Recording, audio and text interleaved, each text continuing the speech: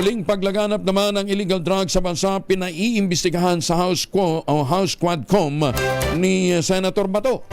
Detalye na balita mula kay Raymond Dadpa sa RS28. Raymond. Palaban ang mga pahayag ni Senador Ronald Bato de la Rosa sa pagsisimula ng taong 2025. Ito ay kasunod ng kanyang hamon sa Quad Committee ng Kamara de Representantes na imbestigahan ang muling paglaganap ng iligal na droga sa bansa. Sa halip ng kanilang pinag-iinitan ay ang mga pulis na ginagampanan lang ang kanilang tungkulin gaya ni dating PDEA Chief Wilkins Villanueva na kanilang sinight for contempt. Para kay De La Rosa, ang tignan dapat ngayon ng House Quad Committee kung bakit dumarami ang mga kriminal na malakas ang loob mamaril ng pulis. Giit ng dating hepe ng pambansang pulisya, wala nang kinatatakutan ng mga kriminal sa ngayon. Pinasaringan pang mga umunoy narco-politicians na silang protektor ng mga drug lords kahit lumaganap ang iligal na droga sa bansa.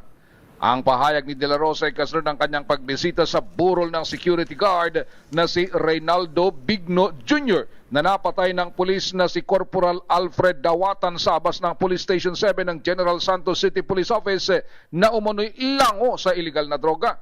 Sa kanyang post sa social media, binati ang mga drug lords na dapat sagutin ang gastusin sa punerarya bilang bahagi ng kanilang corporate social responsibility sa laki ng kanilang negosyo. Nasugatan din ng pulis na si Patrolman Russell Labtapia ng 11th Regional Mobile Force Battalion na nagtangkang mang-aresto kay Saba sa Makilala, North Cotabato. Diin ng senador mula sa Mindanao na kailangang maipagpatuloy ang anti-illegal drugs campaign na pinasimulan ni dating Pangulong Rodrigo Duterte.